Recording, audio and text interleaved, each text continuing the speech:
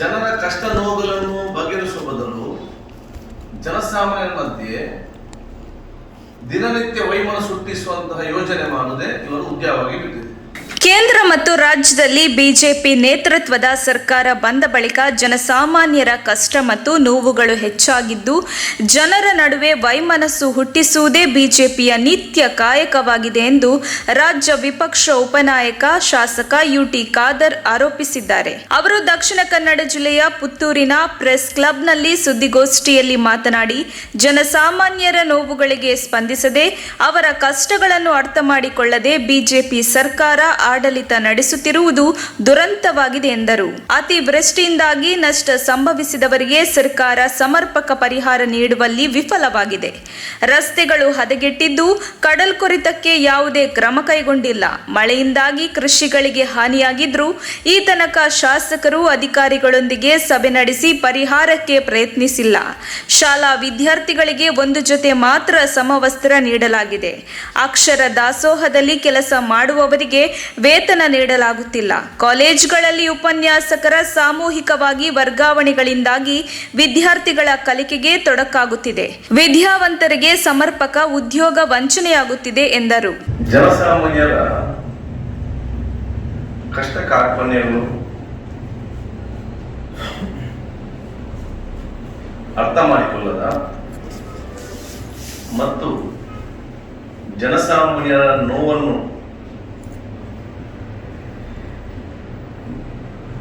ಜನಸಾಮಾನ್ಯ ನೋವಿಗೆ ಸ್ಪಂದಿಸಿದಂತ ರಾಜ್ಯ ಸರ್ಕಾರ ಇವತ್ತು ಆಡಳಿತ ನಡೆಸುವುದು ಅತ್ಯಂತ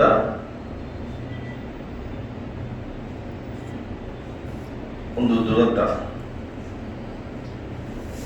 ರಾಜ್ಯದ ಜನಸಾಮಾನ್ಯರು ಇವತ್ತು ವಯಸ್ಸಿನಿಂದ ಹಿಡಿದು ಶಾಲೆಗೆ ಹೋಗುವ ಮಕ್ಕಳ ತನಕ ಕೂಡ ಯಾರು ನೆಮ್ಮದಿಯಿಂದ ಇಲ್ಲ. ಅತಿವೃಷ್ಟಿ ಅನಾವೃಷ್ಟಿ ಆದ ಸಂದರ್ಭದಲ್ಲಿ ಬಹಳಷ್ಟು ಜನಸಾಮಾನ್ಯ ಮನೆಗಳು ಬಿದ್ದಿದೆ. ಮನೆಯ ಬದಿಯಿಂದ ಗುಡ್ಡಗಳು ಬಿದ್ದು ಜರಿದು ಬಿದ್ದಿದೆ. ಇನ್ನು ಬೀಳುವ ಹಂತದಲ್ಲಿದ್ದಾರೆ. ಅವರಿಗೆ ಸೂಕ್ತವಾದ ಪರಿಹಾರ ಕೊಡಲು ಇವತ್ತು ರಾಜ್ಯ ಸರ್ಕಾರ ಸಂಪೂರ್ಣವಾಗಿ ವಿಫಲವಾಗಿದೆ.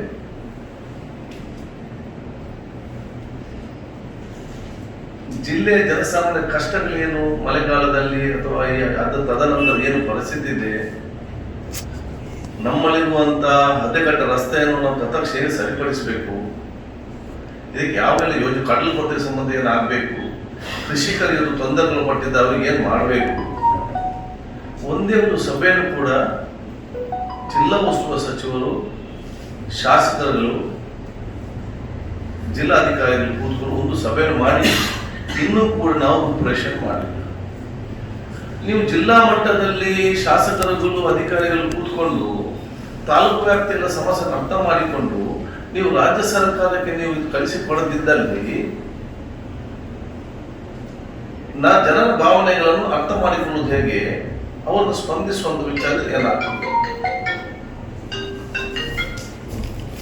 ಯಾವುದೆಂದುವರೆಗೆ ಇವತ್ತು ಬಹುಶಃ ವಿದ್ಯಾರ್ಥಿಗಳಿಗೆ ಸಮರ್ಪಕವಾಗಿ ಇನ್ನೂ ಕೂಡ ಯೂನಿಫಾರ್ಮ್ ಸ್ಕೂಲ್ಗೆ ಬರಲಿಲ್ಲ.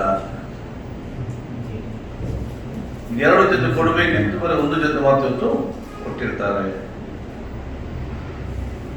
ಊಟದ ಅಕ್ಷರದಾಸ ಅಡಿಗೆ ಮಾಡುವಂತಹ ಮಹಿಳೆಯರು ಯಾರಿದ್ದಾರೆ ಅವರು ಇನ್ನೂ ಕೂಡ ಇವರು ಸಂಬಳನೆ ಕೊಡ್ಲಿಲ್ಲ. ಇಷ್ಟೊಂದು ಕಷ್ಟದ ಮತ್ತು ಟೆನ್ಷನ್ ಜೀವನ ಮಾಡಲಿಕ್ಕೆ ಕಾರಣಕರ್ತರು ಯಾರು? ಇದಕ್ಕೆಲ್ಲ ಕಾರಣಕರ್ತ ಬಿಜೆಪಿಯ ದುರಾಡಳಿತ ಮತ್ತು ಆಡಳಿತದ ವೈಫಲ್ಯ ಅಂತ ಸ್ಪಷ್ಟವಾಗಿರೋದು ನಮಗೆ ಕಾಣಿಸುತ್ತದೆ. ಜನರ ಕಷ್ಟ ನೋವುಗಳನ್ನು ಬಗೆಹರಿಸುವ ಬದಲು ಜನಸಾಮಾನ್ಯರ ಮಧ್ಯೆ ದಿನನಿತ್ಯ ವೈಮನ ಸೃಷ್ಟಿಸುವಂತಹ ಯೋಜನೆ ಮಾಡುವುದೇ ಇವರು ಉದ್ಯೋಗವಾಗಿ ಬಿಟ್ಟಿದೆ. ಬೇರೆ ಏನು ಕೆಲಸ ಇಲ್ಲ. ಪ್ರತಿಯೊಂದು ದಿವಸ ಏನ್ ತರಬೇಕಂತ ಆಲೋಚನೆ. ಜನರ ಮಧ್ಯೆ ವೈಮನ ಸೃಷ್ಟಿಸಲಿಕ್ಕೆ ನಾವು ಏನೆಲ್ಲ ಮಾಡಬೇಕು ಅದನ್ನು ಪ್ರತಿಯೊಂದು ಎಜೆಂಡಾ ಇಟ್ಟುಕೊಂಡು ಒಂದೊಂದೇ ಮಾಡ್ತಾ ಇದ್ದೇ ಆನಂದ. ಕೋಮುವಾದಿಗಳ ಕೈಯಲ್ಲಿ ರಾಜ್ಯ ಸರ್ಕಾರವನ್ನು ಕೊಟ್ಟು ಮೌನವಾಗಿ ಕೂತ್ಕೊಂಡು ನೋಡಿ ಆನಂದಿಸುತ್ತಿದ್ದಾರೆ.